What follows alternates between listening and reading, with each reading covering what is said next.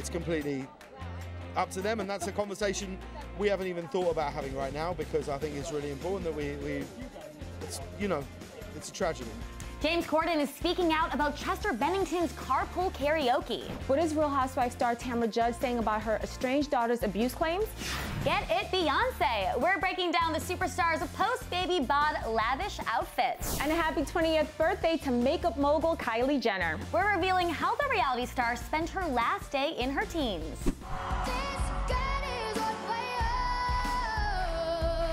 That girl can sing! Yes, she can. America's Got Talent's tiny singing sensation, Angelica Hale, is letting us know how she's prepping for the live shows. And don't miss the incredible story of a father who built a theme park for his special needs daughter.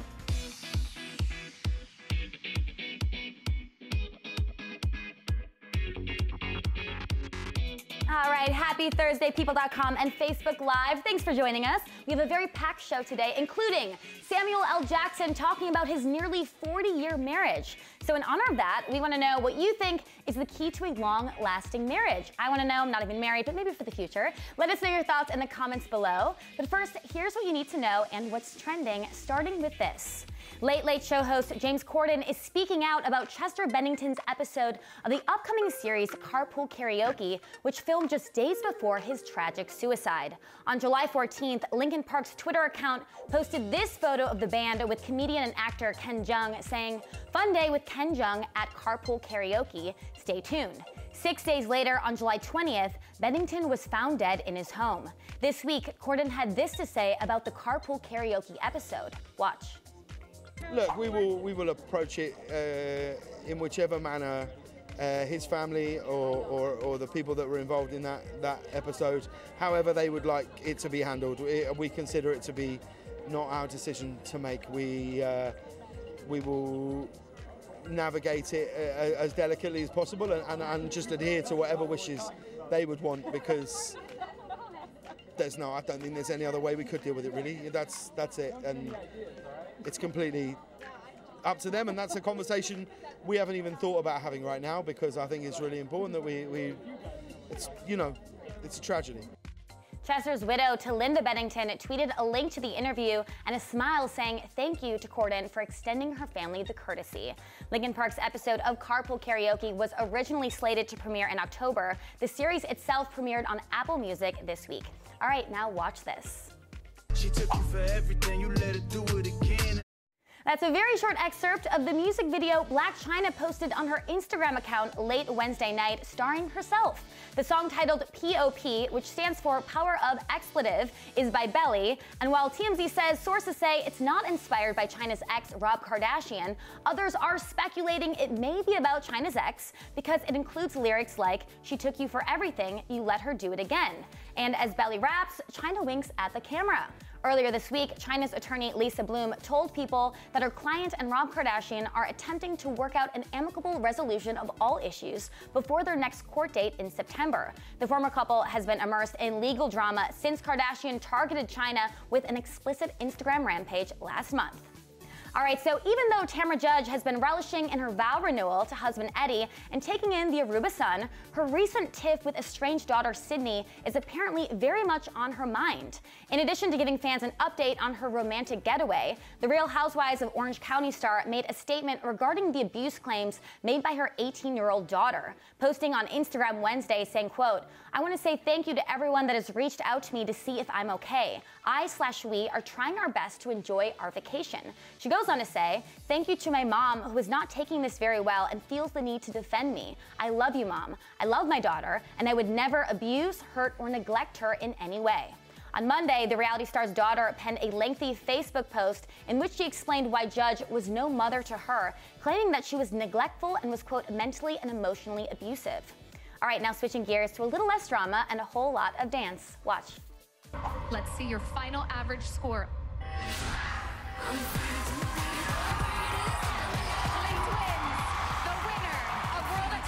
At the moment when that happened, I was just like, oh my God. The process was so long, you know, like with everything happened, like my leg, my brother, the situation between me, you know, you have to stay, like they don't show everything, but behind the scene, he fight a lot. Oh, brother. Nothing like working with a sibling, right? Although the wildly successful dance duo, Les Twins, might sometimes get on each other's nerves, the newly crowned World of Dance champs put their brotherly differences aside to indulge us about their epic time on the show. Plus, they talked about one of their biggest supporters, the one and only Jennifer Lopez. Take a look. The meeting with Jenna was fantastic. It feels like we know her for wow. Yeah. She know how to make someone feel really comfortable, but she every beautiful woman though. So yeah, it's hard to be in this part and talk about something you still know about. Like she was a dancer, so you think then she might be forget about what it is to be only a dancer artist, but she know how to make you feel like, oh my God. I'm Jiro, I'm the dancer, you're a dancer too, so don't mess with me. Like she know how to talk to you, you know, and I felt that I have to prove her something, which I didn't want it, but I felt I have to. I didn't want to let her down, you know? Like, yes, I felt like I have to represent her because we've always been with some big artists, so. But that's her show, that's why. I think it's for that, because we know that Jilo did create the show on her own. She believed in she will find the best dancer in the world. And we did want to show her the truth. They are a lot of fun and really hard to tell apart, of course. All right, moving on to this, Ryan Reynolds and Blake Lively might be one of the most popular couples in Hollywood, but Ryan's co-star in The Hitman's Bodyguard, Samuel L. Jackson, has been married to his wife, LaTanya Richardson, for 37 years. So what is his secret? Take a look. We have a very strong bond. We met in college, in the theater, so this was part of our plan of what was going to happen. You know, we actually thought we were going to be the Black Liz Taylor and Richard Burton, you know, but we were going to stay together. Yeah. That was going to happen. But she's had a good career, I've had a good career, so it's worked. Always nice to hear from him. All right, let's check in with Facebook Live. Hello, Samuel L. Jackson, we just saw. Nearly 4-decade-long marriage. It's impressing us all this morning. We're wondering what you think is the key to a long-lasting marriage. Susan says, Susan, in addition to being deeply in love, you must be best friends. Like that? That's a good one. That's really, really important. Marvia says great communication, respecting each other's opinions, and great understanding. Oh my God, that is a major key. Mako, you're married. What's the key? I am respecting each other's opinions and talking to each other with love. You're gonna fight, but I love all of that. Like keeping that for the future. Yes. All right, keep those Facebook comments coming in. We'll check in with you soon again. But first, Mako, you have even more trending news for us. That's right, Andrea, I sure do. And we're kicking off Star Treks with the reunion we've all been waiting for. Watch this. It's opening night! We're about to shoot it. Wait, that's not right. We're not? Okay, ready? Hello. Hi! I'm better back there. Yeah. Hi, yay! We're doing our line through. Woo. Here we go! Woo. It's finally happening, people. The Will and Grace reboot was all set for its first taping Wednesday night, and it's pretty obvious the cast and crew couldn't be more excited. Check out this hilarious video of Megan and Sean goofing off on their first day back on set. Okay, please don't say anything about my cat. It's a long story. But tonight is our first taping, and Sean Hayes got fired at the last minute. What? Come on, Megan. Don't play with our hearts like that. We need our Jack and Karen. Will and Grace returns Thursday, September 28th on NBC. Gotta give a shout out to the one and only Queen Bee. The new mama of 3 is looking so fierce just 2 months after giving birth to twins, Rumi and Sir. The 35-year-old showed off her slamming physique in a crop top and distressed Daisy Dukes, the same outfit she wore to Sunday night's Kendrick Lamar concert with her daughter Blue Ivy and BFF Kelly Rowland. All right. Let's break it down. Beyonce bared her midriff in a $68 long sleeve top and a $98 pair of lacy cutoff shorts. The star capped off things with a $114 camouflage jacket, bringing the grand total to $280. But wait, there's more. Queen Bee rocked a pair of platform boots that retail for over $1,000, in addition to accessorizing with a monogram Louis Vuitton bag, several silver chokers, diamond hoop earrings, and a small belly button ring. I think we can all agree it's flawless. Now it's time to keep up with the Kardashians.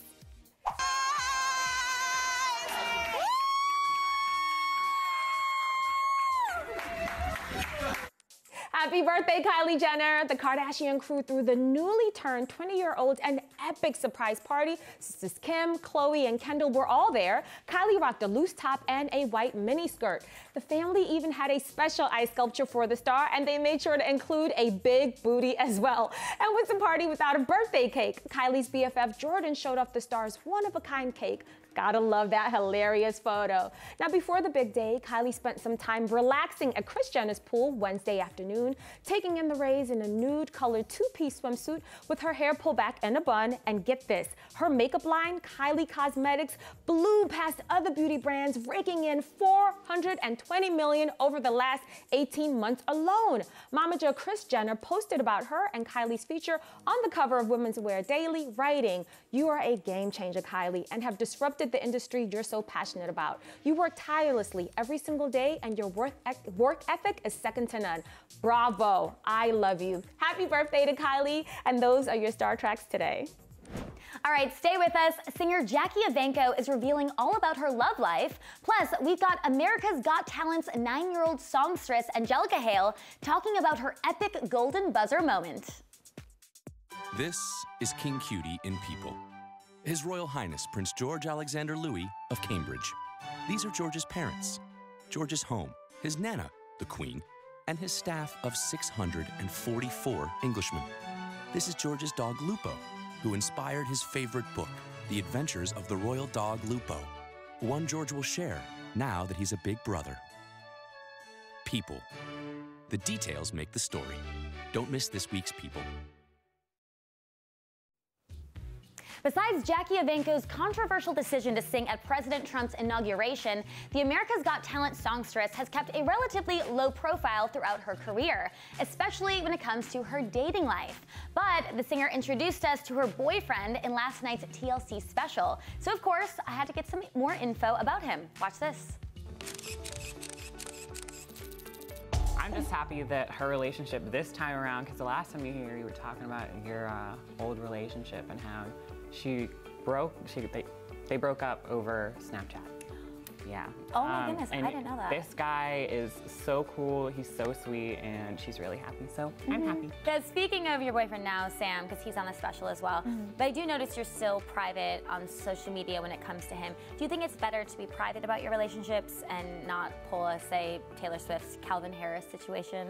I feel like it is really smart to be private with your relationship, because sometimes, whether you like to believe it or not, other people's opinions and their voices can put little ideas in your head. So the more private I am about it, the better, I guess. Will we at least get to hear some love songs about him sometime soon? Yes. Have you already wrote some songs about him? I mean, I have been working on writing, and I have a few songs down, so yeah. You'll probably hear about him. That's great. Can't wait for the love songs. All right, now from one singer to another much tinier one. Watch. This girl is on fire. Woo! This girl is on fire. 9-year-old Angelica Hale is blowing away the country with her out-of-this-world singing chops on America's Got Talent, taking on Alicia Keys' hit song, Girl on Fire, which I cannot stop singing. Hale wowed the judges, scoring the coveted golden buzzer, sending her straight to the live shows, and we have the powerful songstress joining us via Skype. Hi, Angelica, how are you? Hi, I'm good. Thank you. Thank you so much for talking to me. I can only imagine what the feeling is like to get the golden buzzer, seeing that confetti fall, the whole deal. Can you try and describe what was going through your head at that very moment when that happened? Well, when they hit the golden buzzer, it was absolutely amazing because, well, my mind was totally blank, like, oh my gosh, what is happening to me? It was amazing, and the next moment I knew, I was on the floor with confetti pouring all over me. It was so amazing. It was so great to watch and just to see that happening to you. I want to know when and how you realized that you have such a phenomenal voice. Did this just happen in the shower one day? Were you just singing, hanging around at the house? What happened? Well, when I was like 3 years old or 2, I was in the back seat of the car and I was singing to some music, and my mom and dad put me in voice lessons. And then voice lessons helped me to get to the stage that I am today, which is pretty amazing. Yeah, that is really amazing. Well, they definitely worked. Money well spent. Let's just say that. You battled a serious illness a few years back. It required you to have a kidney transplant, which you got from your mother. You've had a long journey to get to where you are now. How do you think that your past and going through all of that, how did that help make your America's Got Talent moment even more special? That made it so much special because, well, we never even thought I was on that stage at all. I didn't even think that I was going to be serious. So, yeah, it was really amazing to experience that. It's kind of like a miracle, you know? It really is. It is like a miracle, and man, it's just such an incredible story, and I'm sure that was very special for your parents as well. Moving forward for you, Angelica, what are you going to do to prep for those live performances? Are you nervous about that? Do you have something that you do to kind of like get ready?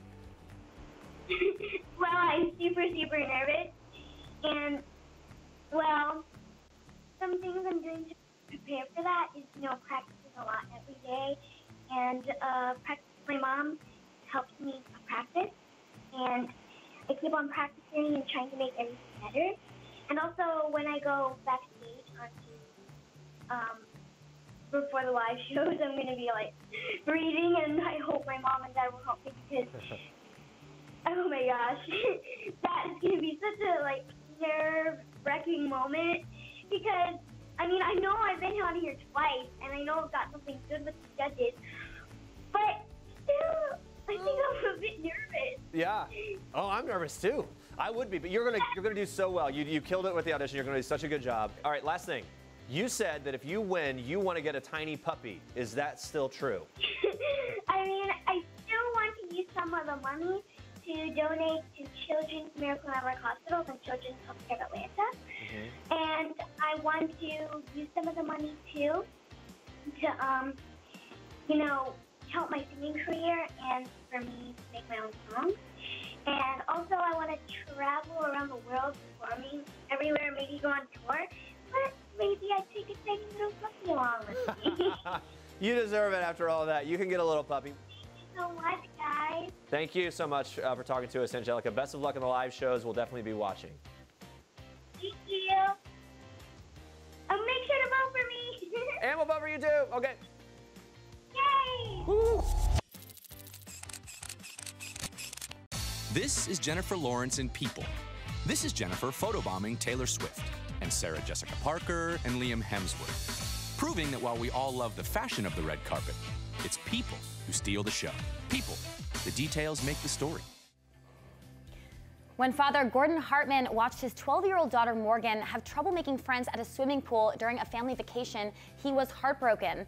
That moment led the dad to search for a public space where Morgan, who's on the autism spectrum, could play with others who knew how to interact with her. He quickly realized a place like that just did not exist, so he made it himself.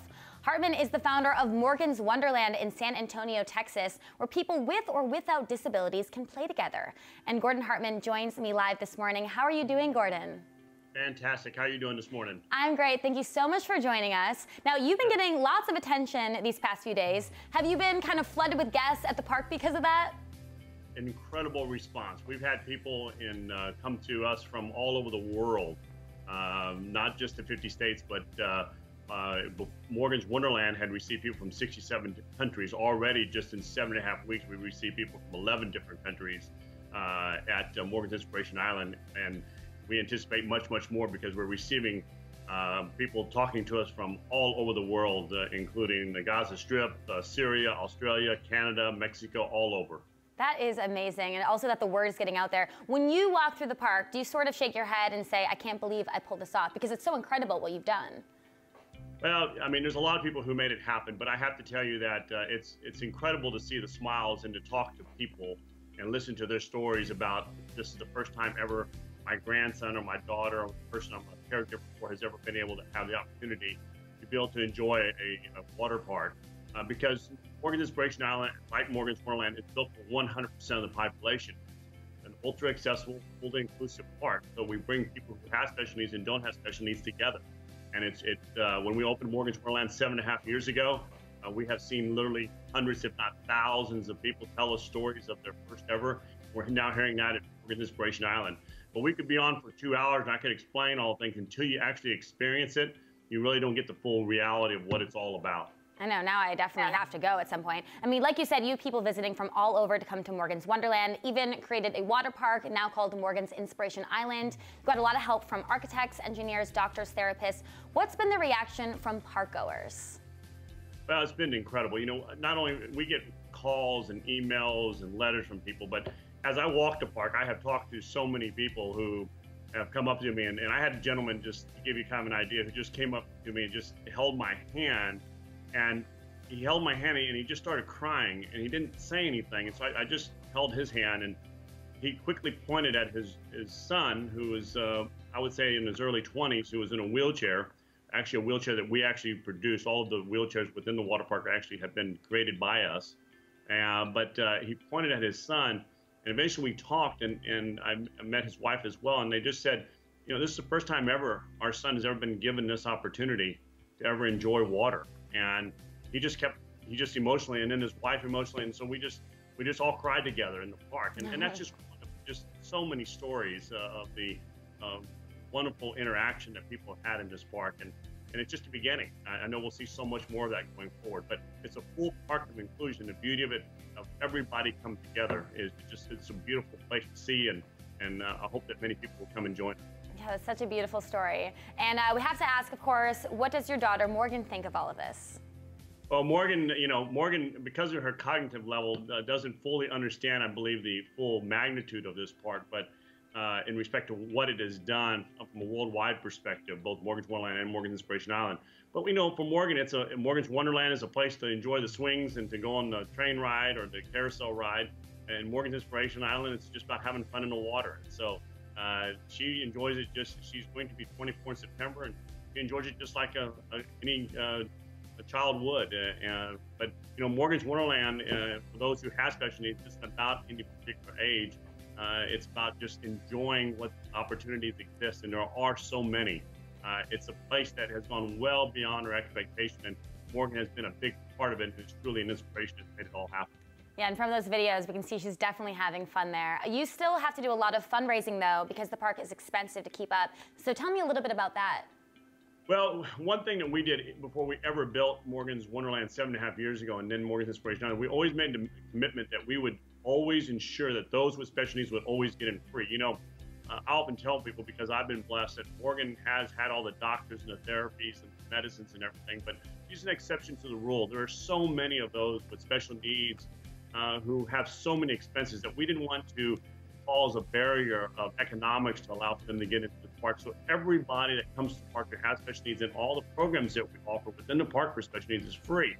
And so also keeping up a park of this magnitude, a park that between both parks is a $53 million park, costs a lot of money. So we have a 7-digit deficit every year when we open. We know it, but the people around the country and literally around the world help us be able to make it possible to ensure that our mission of making sure everyone who has special needs gets everything they need and it doesn't cost them a penny.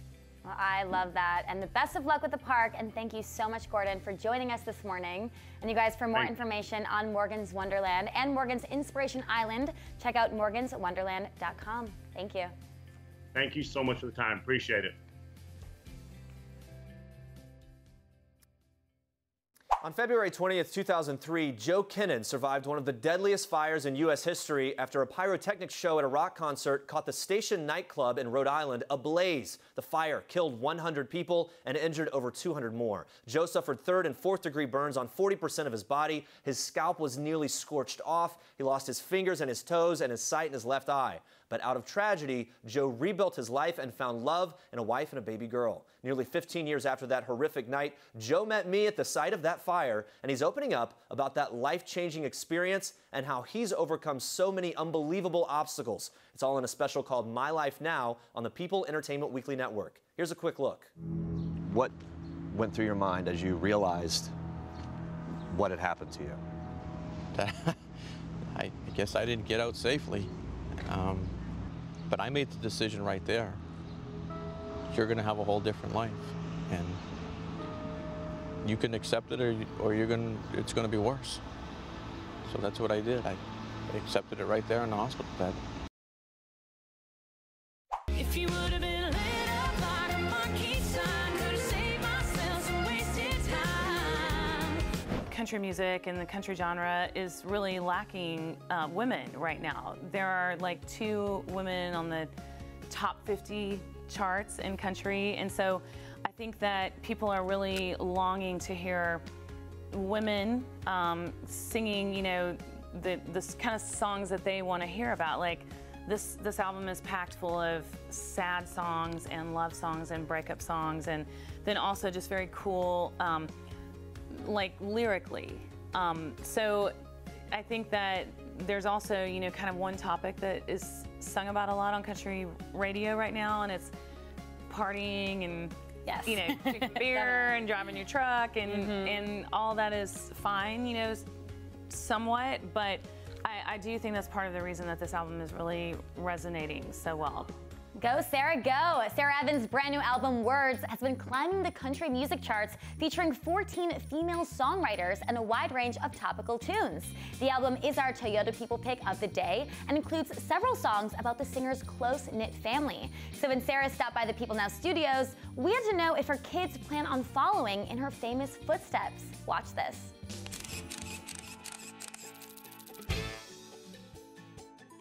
So now Olivia might be getting into music, maybe some of your other children. Does that make you nervous? No, not at all. I think it would make me nervous if they didn't want to do something weird with their lives. Like if they wanted to just like be normal, I would be like, what? I'm not gonna be able to relate to you. But yeah, they all, and like I said, they're addicted to road life. They all grew up on the bus. They learned to walk and talk and potty train, I mean everything on a tour bus, and so they're definitely of that same mindset, and again, they all love music so much, so I just can't imagine that they wouldn't pursue it with all their heart. I think if they were sitting here, they would tell you that I always tell them not to be lazy, because laziness is to me just the biggest sin ever. I think it's, you know, something that you have to teach your children from an early age, to work hard for what they want. Nobody just deserves anything. Nobody's entitled to anything. You got to go out and get it.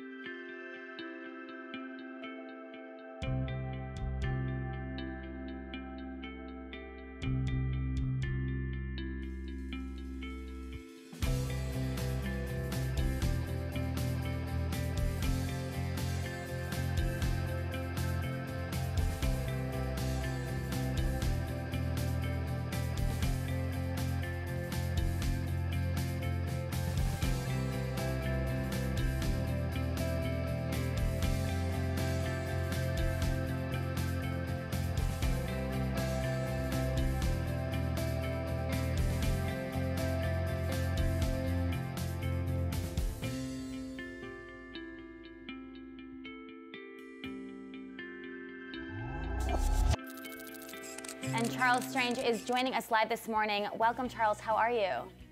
Okay.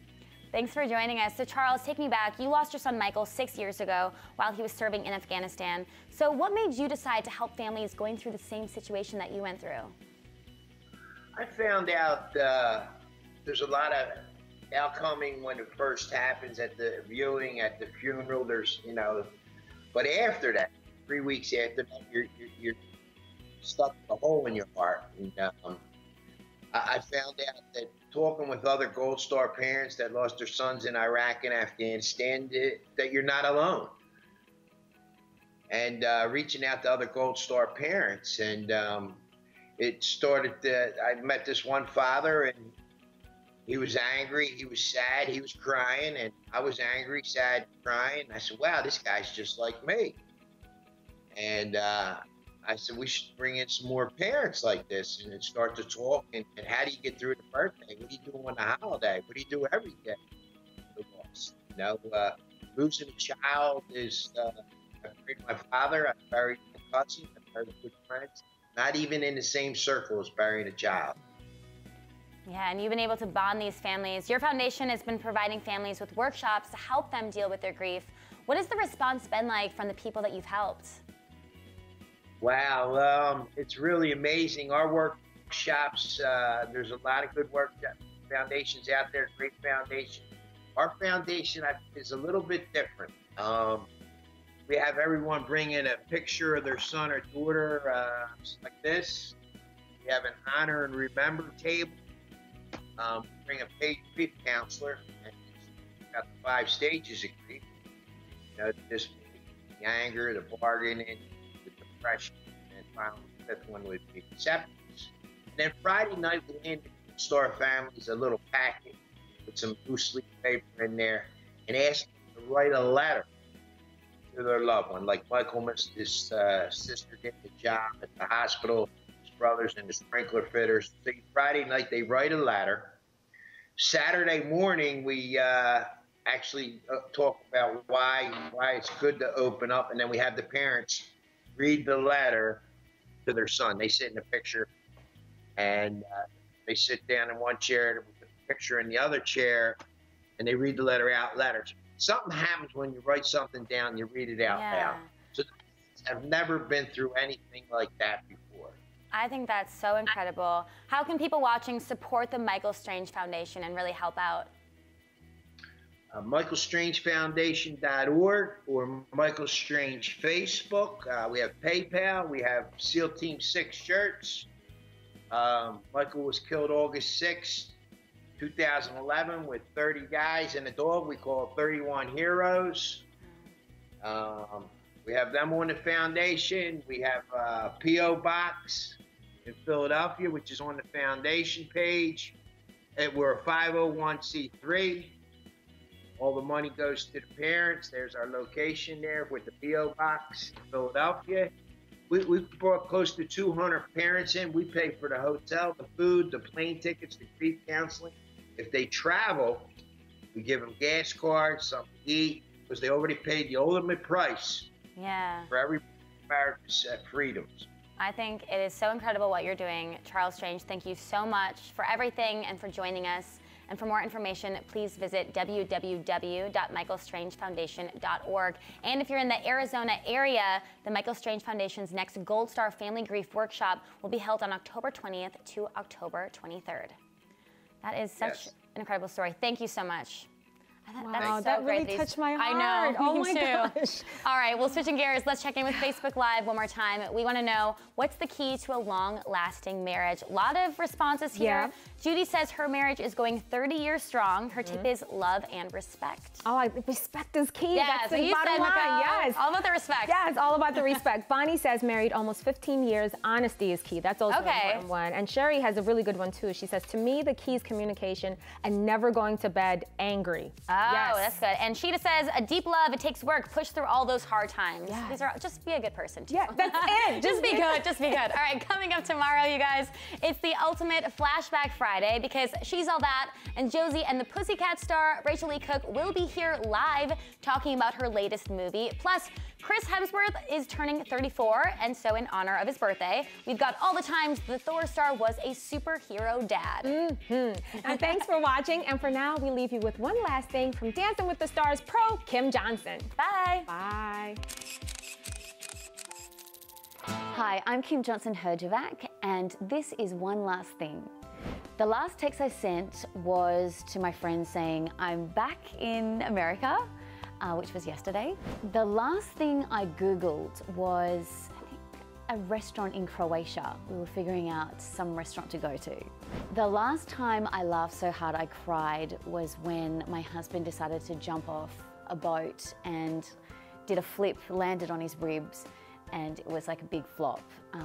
And he ended up hurting himself, so that wasn't good. Ended up having to go to the doctor. He still thinks he's 20, so that was pretty funny. The last song I had stuck in my head was Jive Talking.